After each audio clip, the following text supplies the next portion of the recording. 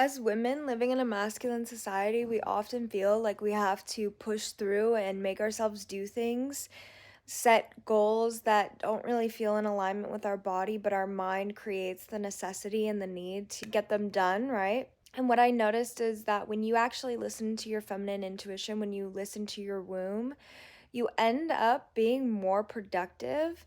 And even though you may not do as much in the physical, you're moving worlds in the non-physical, and to me that's much more rewarding than actually getting things done in the physical. And when I go to actually get things done in the physical, it's much more seamless because I've already done so much energetic work in the non-physical. It's like, duh, obviously. So I noticed, especially women who are involved in or were involved in corporate energies or have a history, my mom included, have a history of having like a 9 to 5 job, they'll often go off of what they need to do in their mind. And I did this for a long time too. There's no shame in it. But I just have noticed that when I move from my body and I move from a place of, this feels really good to do, instead of like, ooh, I want to do this or I have to do this or doing this is going to give me this or whatever, when I move from a place of, "Ooh, this is so exciting," or, "Ooh, yes, full body, yes, I want to do this," then it creates a different momentum and a different energy. And a lot of the time, I'll end up getting way more done when I have those bursts of creativity, but then I'll rest a lot. Like today and yesterday, and even the past few days, I've been pretty much in my bed all the time. Like, I do some things here and there, but it's more like, I'm just chilling, I'm just relaxing, I'm letting my body reset. And I've actually felt like energy come off of me in that way. And I've been able to release a lot. And I feel like I'm almost like moving dimensions without actually doing anything in the physical, just by moving my energy and by allowing my mind to kind of just filter out and do things without actually doing things, if that makes sense.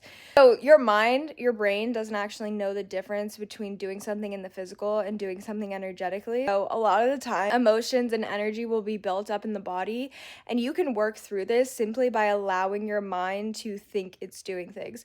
So for example, when I feel like energy from past relationships or past scenarios where like, I start to overthink it and I can feel the energy weighing on my body, I'll literally have conversations with those people in my mind.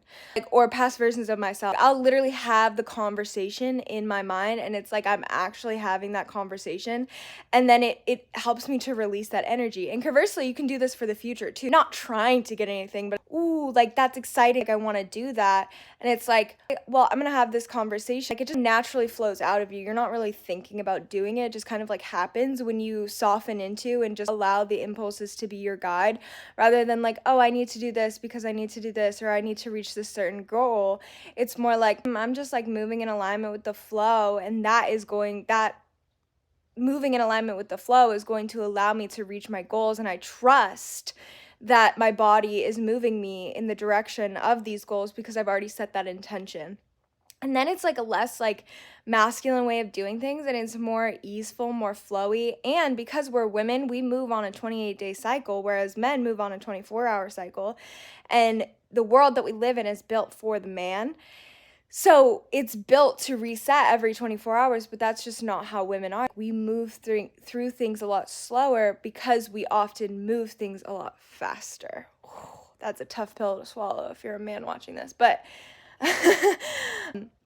women can actually do a lot more because of their connection to the womb and their connection to the spirits.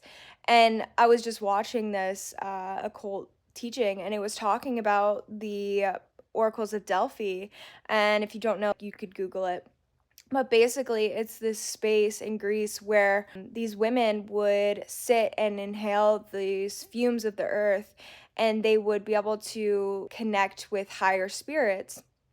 And men, specifically like Pythagoras, like the father of geometry, whatever, would actually go to these places to have conversations with these women, and that's where a lot of their downloads came from.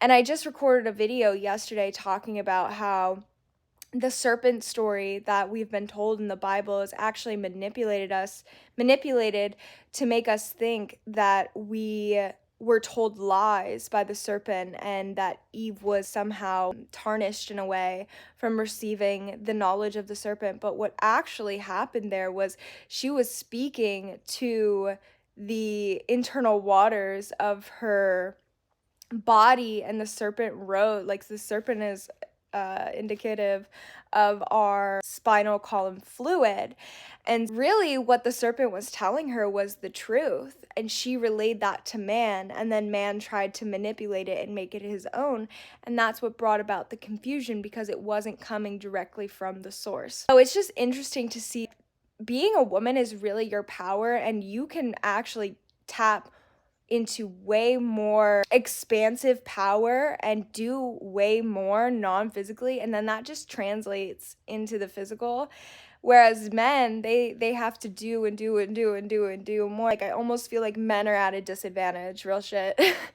So just know that your womanhood is your power, and if you get anything from this video, know that slowing down is actually a really good sign of being a woman, and it helps you to create that reset period, especially towards the end or the beginning of your cycle, which is when you're bleeding. Okay, I love you.